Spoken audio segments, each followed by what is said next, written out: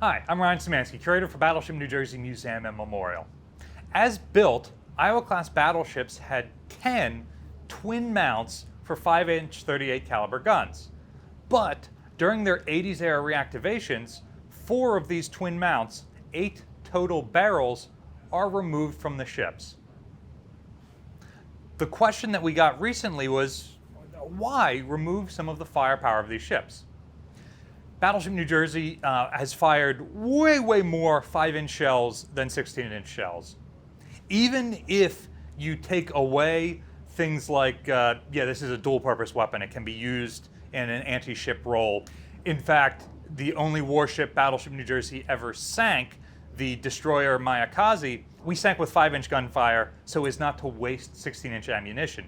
Even if you take out the anti-air role, which the 16-inch shells technically can be used for, but as far as we know never were, and just look at the shore bombardment role, which was the nearly exclusive use of the 16-inch guns, and just compared to the 5-inch guns, we're still firing way more 5-inch ammunition than 16-inch ammunition.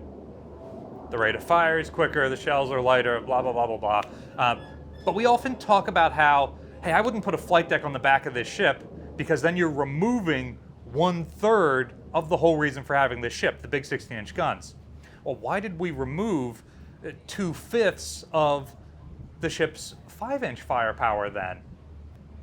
There's an argument to be made that these guns are obsolete by the 1980s. Most other guns are significantly higher caliber, they are auto-loading, they have a lot of features that these old guns don't have, so okay, it makes sense to get rid of them. Yeah, that would make sense if they got rid of all of them, but they left 3/5 of them on board. So obviously they still wanted and intended to use this weapon system. During the battleship's last time she fired her guns in anger, we fire 16-inch guns in Lebanon in 1983 and 1984. We also fire our 5-inch battery, so we're still very much using these, but some are removed.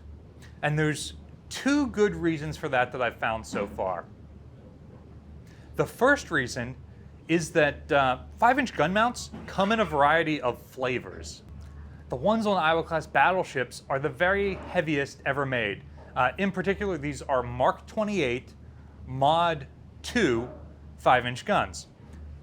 Even if you're just looking at the twin mount 5-inch guns, you've got a lot of variety between them. You've got the kind that are on destroyers that just have like sheet metal enclosing them to keep the guns on the inside dry, essentially, versus these on the battleship that have 2.5 inches of armor plate on them.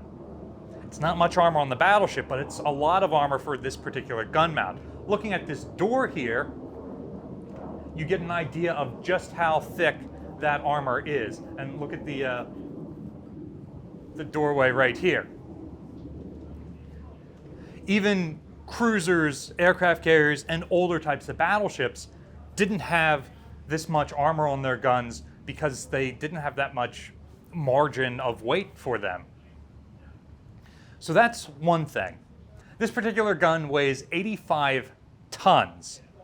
And that's just for the gun itself. That's not counting the 500 rounds of 55-pound projectiles that comes with each barrel, so 1,000 of those, which 55 pounds plus 22 pounds for each powder can, that's 77. We're looking at close to 40 tons of weight just for the ammunition alone.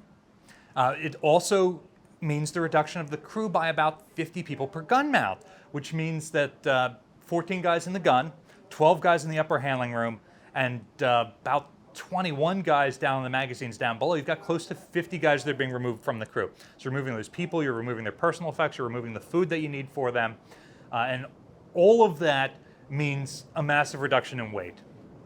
Now, why do you need a reduction in weight for the Iowa-class battleships? At 57,500 tons, they are the heaviest surface warships that the U.S. Navy has ever operated, and likely will ever operate. For example, the U.S. Navy is on the verge of decommissioning our last cruisers, which means that destroyers will now be the largest warship. Those cruisers never got more than 20,000 tons.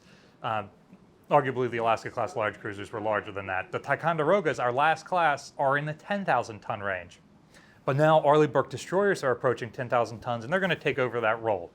And then there might not ever be another class of destroyers after Arleigh Burke, so we might pass it down to frigates as they approach 5, 6, 7, 8, 10,000 tons. Even with that massive reserve of buoyancy, the U.S. Navy is adding a lot of new stuff to the battleships. And that includes things like the Tomahawk and Harpoon missiles. Now, these don't quite have the same weight as the 5-inch gun mount. They don't have the same crew requirements as the 5-inch gun mount. But in order to find room for them, we have to put them higher in the superstructure, and we have to obliterate some of the stuff that was formerly there to make a nice flat space where we can have all these launch tubes. And that brings us to the other reason why some of these 5-inch guns ended up going away. We're at the starboard side aftmost 5-inch gun, at least as it exists after the 1982 reactivation. This is known as Mount 55.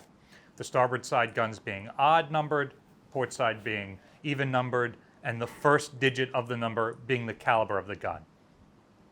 So 5-inch mount number 5, Mount 55. And even just looking at this gun, you can see that it no longer has the same arcs of fire as it would have during World War II. So if you try and aim this gun pretty far forward, you're now restricted from firing as far forward by the extra large davit added for the ship's boats.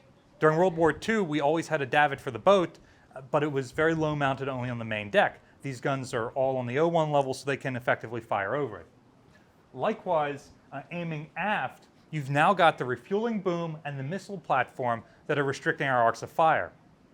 Fortunately, for this particular 5-inch gun, Mount 55, that arc of fire is only restricted a couple degrees in each direction.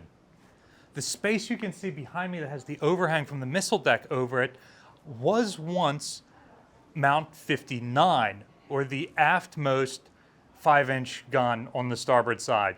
That's one of the ones that was removed. And part of its reason for being removed is that its arc of fire is so much restricted. It sits a little bit further back than Mount 55 here, which means that this extra extension added for the missile deck behind us blocks some of its arc of fire, as does the boat davit. And the refueling boom at the aft end of the superstructure also does that. Likewise, as you can see by the missile deck overhanging it, they needed that space for the missiles. So, in order to put the largest possible missile battery on board, and in 1982 when she's reactivated, Battleship New Jersey has the largest battery of Tomahawk missiles of any warship in the world, they had to remove some of these gun mounts.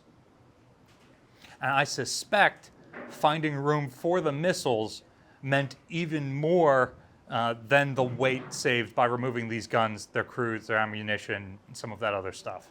All 4 of the positions that once held 5-inch guns have missile decks built over them, and those missile decks sort of go around the guns that were chosen to be retained.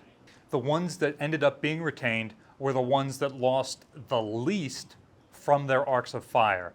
So not only does the space need to be taken to be turned into a missile deck, but these guns still have the widest possible arcs of fire to continue to be useful.